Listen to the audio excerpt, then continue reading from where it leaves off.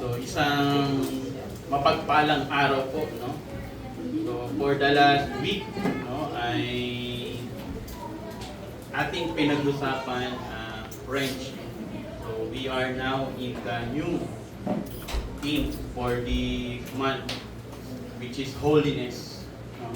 And we want, to appreciate at acknowledge yung mga last week na nag-speak. No? Salamat po sa CMT, sa leadership ng ating church, no? Na they are willing na to stand, no? At maging katuwang na minsan palakpakan natin ang mga ating men, women, youth na nagbigay paunlak, no? Para maging bahagi ng ating pulpit. Salamat sa kanila. Ayan. So we are in the new theme, which is yung ating holiness. Nakakatuwa, no? Dahil for almost kailan pa ako huling speak, no? Kailan pa ako huling tumayo dito, medyo matagal-tagal na. Kaya salamat, no? Yun pala yung kagandahan, no? Pag merong ibang mga speaker na tumatayo at nagbibigay or nagiging instrumento ng Panginoon. So, nakakatuwa at nakaka-bless yung kanilang mga mensahe na ginamit ng Panginoon. At the same time,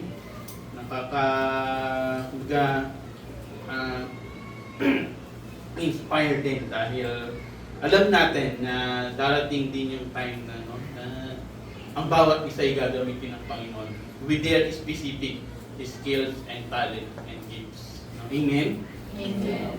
And ngayon po, ayan, tayo po ipupunta ang atin pong pag-uusapan ay holiness. No? Pag sinabing holiness, ano ba yung holiness? Ano ba yung ano ba yung pinag-uusapan natin when it comes to holiness? No? And tinignan ko, syempre, check natin kay Google. No? Ang sabi, ang holiness daw means being set apart. Set apart. Or completely pure. And devoted to God. So, pakibasa nga po. 1, 2, 3. Holiness means being set apart, completely pure and devoted to God. It describes supreme moral goodness and a sacred state of being separate from common or sinful things. So, set apart, it means yung pinupod or ipinupod, no? Yung being separated from ordinary life or doon sa sin or special divine purpose. Kumbaga, inalis ka na, ihiniwalay ka. And then yung pure or purity, yung kadalisayan, no, ng ating freedom from wrong, evil, or corruption, or in thoughts and action. No? And lastly, yung wholeness natin, pinakang kabuuan, yung ang pagiging hindi nakahati at lubos na nagkakaisa sa layunin ng ating Panginoong Diyos. Ibig sabihin, hindi kayong double-sided. No? Hindi kayong parang, or secret agent ba kung tawagin daw sa isang Kristiyano. And yung scripture na ating binasa kanina, no, na nabanggit din, no, and before natin i-dive in or before pa tayo lumalim, no, samahan niyo po ako at tayo po'y manalangin. Panginoong Diyos, sama namin nasa langit, muli Lord, amin pong iniaasa at inilalapit sa inyo ang oras na ito, Panginoon. Samahan niyo po kami, Lord, as we will hear, Panginoon, ang inyong pong salita. Patuloy po, O Diyos, na kayo ay mangusap sa amin. Kumilos po kayo, Diyos, ayon po sa inyong kaparaanan. At Lord, itago niyo po ako sa inyong pong extension. Ikaw po nawa, Lord, ang siyang makita. Ikaw, Diyos, ang siyang marinig. At ang inyo pong presensya ang mararamdaman namin, Panginoon. Salamat po, Lord. Bless niyo po ang teaching ng inyo pong salita. At tulungan niyo po kami, Lord, ng aming mga tinga, Panginoon, ng aming pong isip, maging ang aming puso, Lord, ay nakapokus sa inyo sa oras na ito, Panginoon. Salamat po, Lord, patuloy ka namin pinupuri at patuloy namin sinasamba ang iyo pong pangalan. Ito po yung aming panalangin sa pangalan ni Jesus. Amen. Amen. Ayan, so, yung ating pong scripture na binasa, no, ay ano ba to? Parang binabanggit or sinasabi na pangitain ni Isaiah tungkol sa kadakilaan ng Diyos, no? Or paglilinis sa kanyang kasalanan at ang kanyang pagsagot sa pagtawag ng Panginoon. If we will titignan natin, no, nung namatay si Haring Uzziah, nakita ni Isaiah ang Panginoon na nakaupo sa isang mataas na trono at napupuno ng kanyang kaluwalhatian or yung pagiging baga talagang nagniningning, no? And may mga anghel na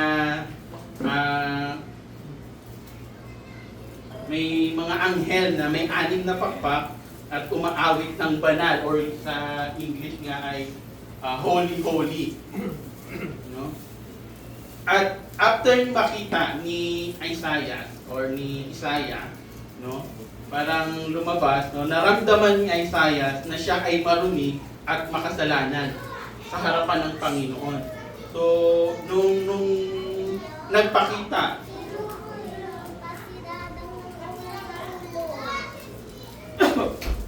naramdaman ni Isaiah na siya ay marumi at makasalanan sa harap ng banal na Diyos, no?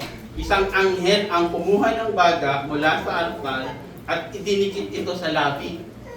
Dinikit sa labi niya at ni Isaiah para alisin ang kanyang paglilinis. And then lastly, yung last part doon, yung pagsunod.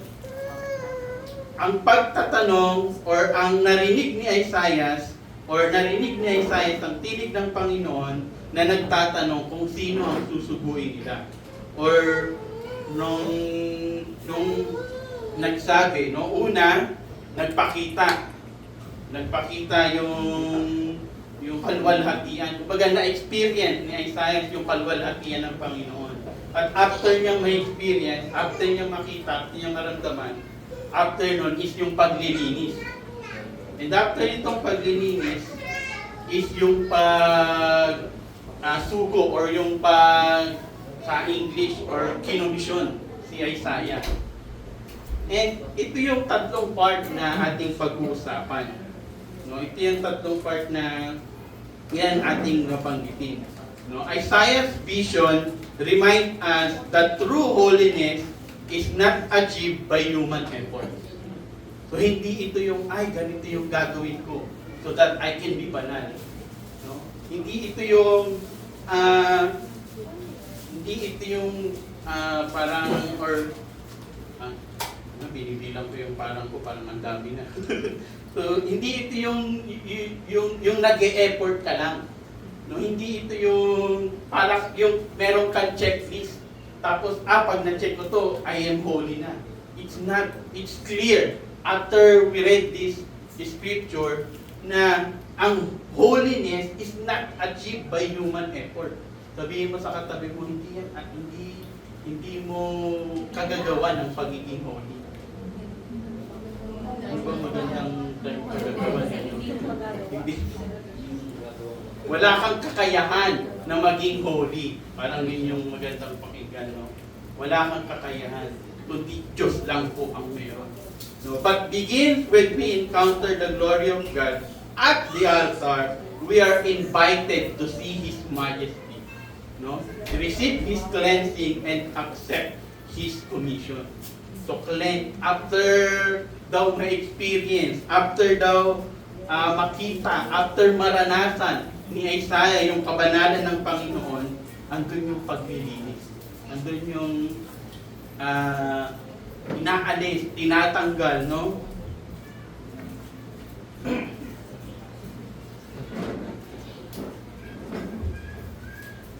Sa Unang point po natin, vision of God. Isaiah saw the Lord seated on His throne, high and exalted.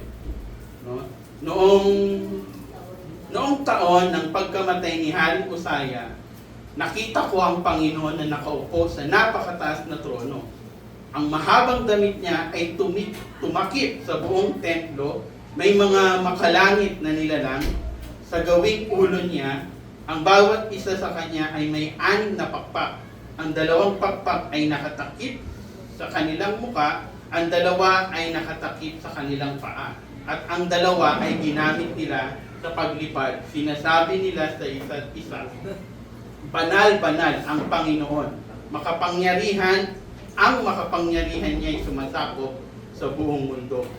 This is what Isaiah saw. This is what Isaiah experienced nung nakita niya. And isa sa sinasabi or nire-reveal, holiness, holiness. Holiness begins with a revelation of God's greatest majesty. Ulitin ko po, no? Holiness begins with a revelation of God's greatness and majesty. Doon po lumalabas. Doon natin mas makikita. Doon natin mas may experience. When the human king's life expired and his rule ended, God opened Isaiah's eye to see the king who never dies and whose rule never ends. Nung namatay yung hari na kinikilala ni Isaiah, nagpakita itong hari na eternally maghahari. Eternally na magiging hari. Hindi yung hari na kinikilala niyang nawala na or namatay na. But lumabas, no? And that's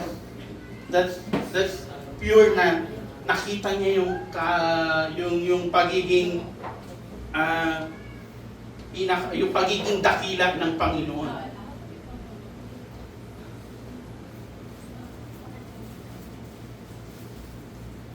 When we see God's holiness, we recognize our own unworthiness. After makita ni Isaiah, after niya maranasan, after niya ma-experience, nakita niya kung sino siya sa Panginoon. Nakita niya kung sino siya sa harap ng Panginoon. Kumbaga, kinompare niya. No, I am not. And kapag nakita o naramdaman at naintindihan natin ang Diyos, doon natin makikita kung ano ang kalagayan natin sa harapan ng Panginoon. Doon natin mauunawaan, we really nothing, no? We are useless or di tayo karapat-dapat. Kaya what Isaiah did, the first thing he did is accept that he is not worthy sa harapan ng Panginoon. No? Hindi ako karapat-dapat. Wala ako. No? Nung sinasabi niya na makasalanan ako. And chinek ko yung apat na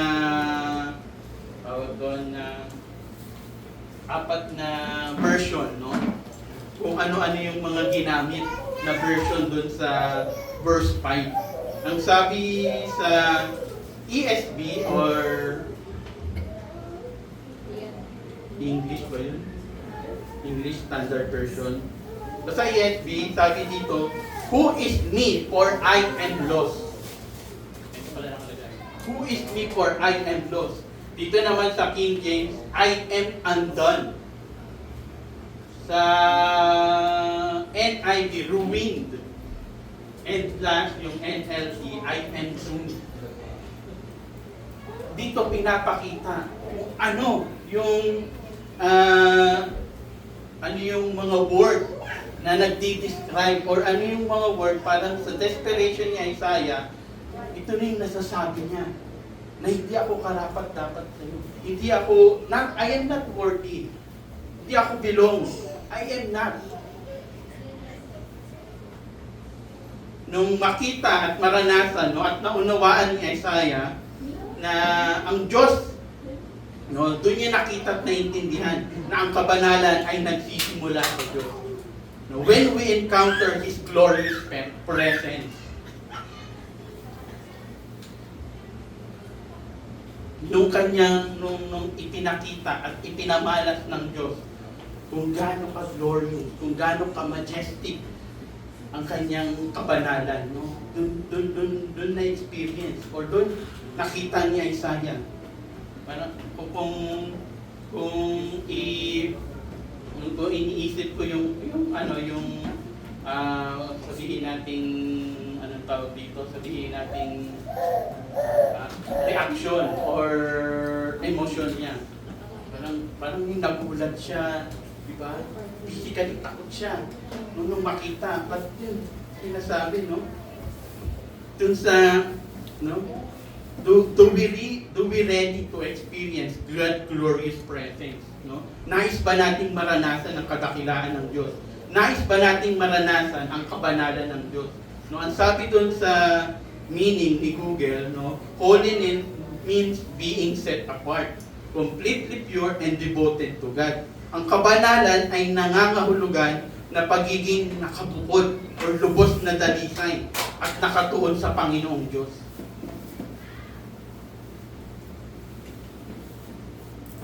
Kung ninanais natin na maging set apart or means nakabukod, no, lubos ang pagiging dalisay at nakapokus sa Panginoon, we need to experience His glory and grace. At yan ay magsisimula sa pagtanggap at pag-accept natin sa Kanya. Just like what Isaiah experienced. Hindi po natin pwedeng sabihin na I am holy without experiencing the glorious and gracious God. Hindi natin pwedeng, di tayo pwedeng gumawa ng bagay na makakapagpahuli dahil walang ibang makakapagpahuli sa atin kundi yung i-accept natin ang ating Panginoong Diyos na buhay. Amen po? Amen.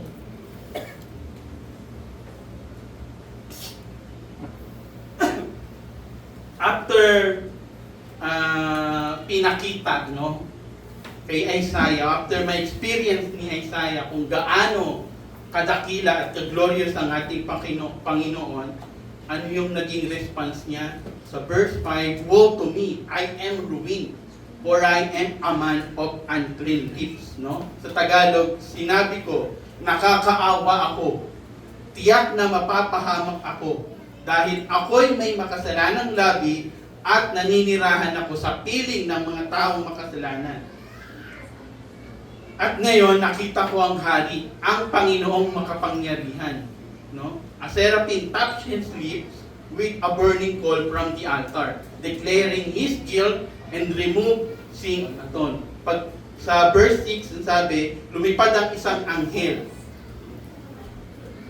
sa mga makalangit na nilalang, papunta sa akin. May dala siyang baga at kinuha niya sa altar, inilapit niya ang baga sa aking bibig at sinabi, hinipon nito ang iyong bibig at wala ka ng kasalanan dahil pinatawad ka na.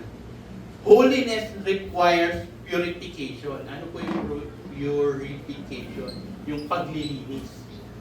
So holiness, and God Himself cleanses us so we can stand before Him. No? Hindi yung kaakibat or kaakibat ng pagiging holiness is yung paglilinis. We cannot be holy, we cannot have the holiness life if we will not have a purified.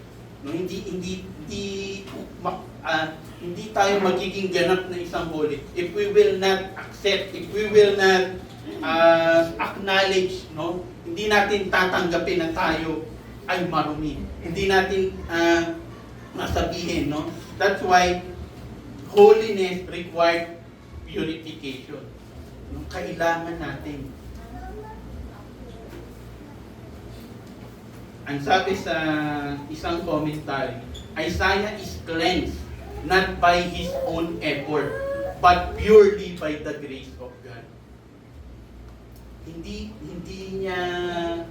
siya nag-exert, no? Hindi niya sariling kakayahan kung paano siya nalinis, but by the grace sa Panginoon. Hindi siya yung gumawa ng checklist, hindi siya naglaan ng mga kung ano-anong bagay. What he did is inaccept. no, at tinanggap ng Panginoon. No? Ang pagiging banal ay nangangahulugan na nais natin ng paglilinis ng Diyos. Di ba pag na parang high school ata ako merong isang kapitbahay namin na may hinihiram na isang bagay. So, ako, hiram, binigay ko lang. And then, sabi ng magulang ko, bakit ko daw agad binigay? Ang dumi-dumi. So, kumbaga, ibig niya sabihin, bago ko ibigay, dapat linisan ko daw muna. I-clear ko muna, ayusin ko daw muna. It remind me, no, na tayo, ayaw ng Diyos na pupunta tayo sa isang lugar na hindi tayo malinis. Pupunta tayo na gagamitin tayo ng Diyos na we are not experience His glory. Gusto niya ma-experience. Before God uses us, God wants us to be cleansed. God wants us to be purified. God wants us to be holy. No, kung nais nating magpakabanal sa harapan ng Diyos, magpakalinis din tayo. Dahil ang pagiging banal ay nangangahulugan ng paglilinis.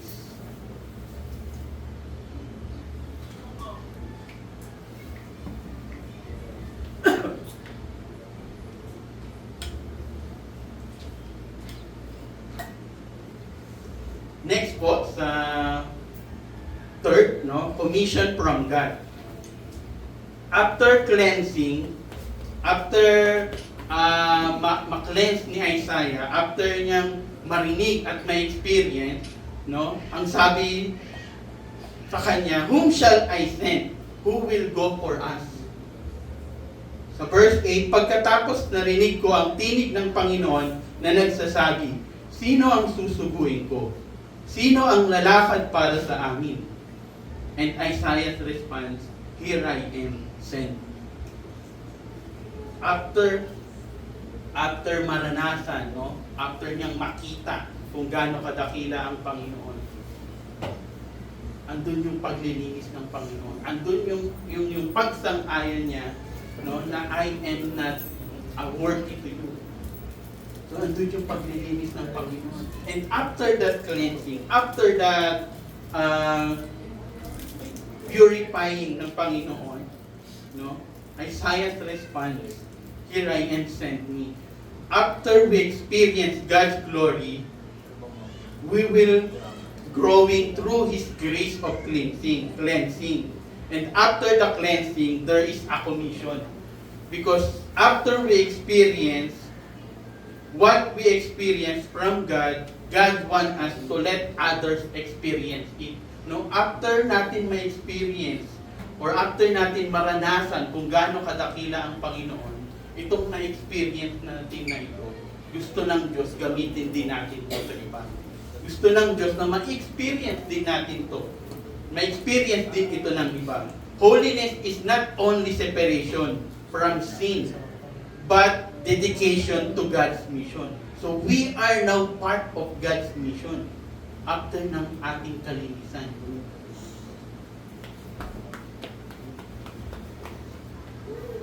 And while dun sa, kung makikita natin, no, it's a question of God. God asked for a willing person to go to Israel to declare His judgment for the present and hope and for the future. No? Yun yung binivision, yun yung sinasabi, yun yung ini-encourage, yun yung pinapakita kay Isaiah. And maybe the same thing with us. No? How about I? Or how about you? Or how about tayong lahat? God is looking for a person who is willing to go to Israel to declare His judgment for the present and hope for the future. Encounter leads to cleansing and cleansing leads to calling. After may encounter ng Panginoon, after may encounter ni Isaiah ang Panginoon, andun yung paglilinis ng Panginoon. And after ng paglilinis, doon po darating yung calling natin. Doon natin mas maiintindihan. Doon natin mas mauunawaan doon natin. And honestly, mas mauunawaan at mas makikita natin ito if we will engage, no? Kung hahayaan natin na i-engage natin ang ating sarili sa mga gawain or sa mga activity kung saan tayo ay lalago. It's not just about the Sunday, no? It's more about na yung ilalagay na ipupush natin yung sarili natin. No, kahapon ay nagkita-kita kami nung tatlong mga bata. Ngayon, isa na lang siya. No? Ang challenge ko sa kanila, ang binanggit ko sa kanila, sabi ko, ang church natin, no, ang Rema, isa sa pinakang goal or na gusto natin i-achieve na ang bawat miyembro ay merong accountability. Na pag sinabing si Christine, ay, ang kaano po yan ay si Tino. Si Princess po. Pag sinabing si Grace, si Rio. So yun yung gusto nating maging goal. Na walang left behind. Na walang maiiwan. Because God wants us na we can't be spiritual mature. We can't be na hindi natin kaya na tayo lang mag-isa. Andiyan ang Panginoon. But it's more better if we will help each other. Kasi sabi ko sa kanila na magpatuloy tayo. No? Or sa pagbabalik nila is dahil nagbabalik sila, bumabalik sila. Holiness begins at the altar, in the presence of glory. No, it is deepened through His cleansing and fulfilled in His commission. Holiness is only tulad po ni Isaiah, no? May we respond with surrender. No? Yung surrender na ang sinasabi, here I am, Lord, send me. No? And isa sa challenge para sa atin ngayon, no, or sinasabi sa atin ngayon, no, are we willing to experience God's glory? So, sino dito gusto ma-experience yung kadakilaan ng Panginoon? Yes. Gusto, after, if we want to experience His glory, gusto rin pa natin ma-experience yung grace of cleansing ng Panginoon.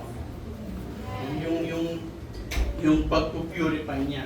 And after that, no, we will be part of God's mission. Hindi yung, ay, tanggap na ako, ay, nasave na ako, that's enough. That's more than enough. There is a God's mission. Gusto ng Diyos na yung naranasan mo, yung na-experience mo, at yung meron ka, ay maranasan din ng iba. That's the challenge sa atin ngayon ng Panginoon. Amen po? And before I pray, meron lang po akong isang maikling story. I think September 4, 2006, merong young people na umatin sa isang gawain. So, itong young people na to, yung typical na bata, no? Estudyante, so nahikayat lang siya ng isang barkada. So, parang katulad ni Archie. Kumbaga, sige naman, ganun. Parang napilitan, no? Napilitan ka, Archie. Hindi naman, no? So, ganun yung nangyari sa kanya. Since barkada sila, ganun. And then, itong young people na to, siguro isang buwan or nag-attend. And then yung church na inatinan niya, meron silang parang main program, isang programa nila na parang tinatawag na Grace Encounter. Ay, Encounter Retreat. Ayun pala yung term. Encounter Retreat. So, umating siya doon. So, sa kanya, ang pag-invite kasi sa kanya, masarap doon, para kang nagpakasyon. Hindi nga daw, pagkain. So, hindi niya alam kung ano yung nangyayari. But meron doon na So one night, no, kasi 2 nights po yun. So pagdating niya, ang sabi niya doon sa sa facilitator, no, ano po yung nangyayari? Bakit ganito? Bakit ganito? So, nagugulat siya.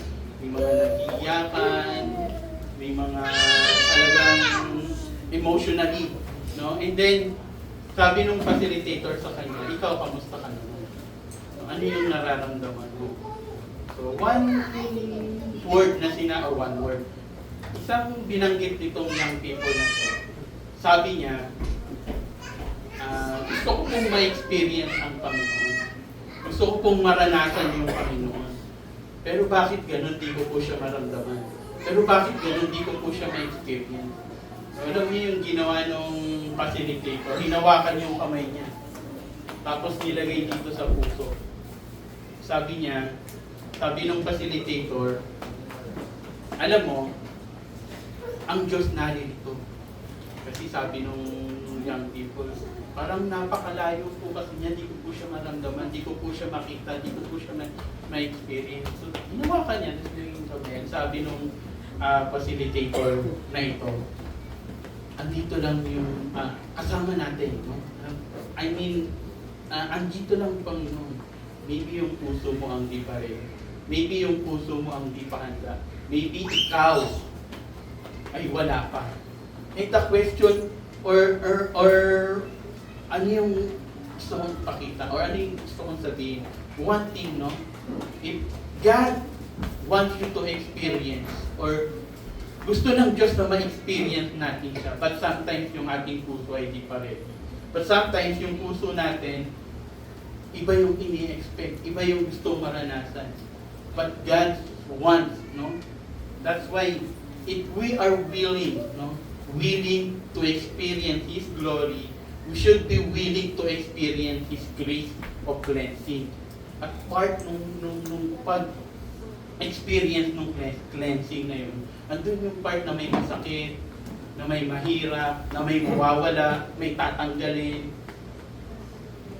But by the grace of God, we can be part of His mission. We can be part of His glory. We can be part, no? At yun yung gagawin natin. At yun yung challenge sa atin ngayon ng Panginoon. No? If si Isaiah na-experience niya, or if si Isaiah naranasan niya, I'm sure all of us mararanasan din natin kung gaano kadakila ang Panginoon sa buhay natin. And after that maranasan niya, makikita natin, mararamdaman at lilinawin ng Panginoon na yung pinagdadaanan o yung part ng cleansing is mahirap, but andun yung victorious life natin. Andun yung pagkilos niya sa bawat cleansing na nararanasan natin. And tayo po'y manalangin. Panginoong Diyos, sama namin nasa langit. Muli, Lord, salamat po sa inyong salita. So, salamat po, Lord, sa buhay ni Isaiah namin itong pinag-usapan, Panginoon. Salamat, Lord, to remind us, Panginoon, na you alone, Panginoon, na hindi po namin kaya. Wala po kaming kakayahan, Lord, to be holy, but you alone, Panginoon. Lord, samahan niyo po kami, Lord, as we heard your voice, Panginoon, as we heard your word, Panginoon, as we read it, Panginoon, tulungan niyo po kami, Lord, na amin pong isurrender, Lord, ang aming puso, at amin pong tanggapin yung cleansing, yung purification namin pong pagdadaanan. So, hindi, Panginoon, we will be part of your mission, that we will be experience, no? At amin pong sasang-ayunan yung pag-commission niyo po sa amin. Because we can't, Lord, di namin kaya, Panginoon, na sumunod sa inyo kung from the start ay tinatanggihan na namin ang inyo pong kadakilaan. Kung from the start, tinatanggihan na namin ang inyo pong pag-cleanse, ang pag-purify niyo sa aming mga buhay. Lord, help us, Lord, and lead us, Panginoon. Tulungan niyo po kami, Lord, na magawa namin, at tulungan niyo po kami, Panginoon, na maunawaan at maintindihan, Lord, ang inyo pong gagawin sa aming mga buhay.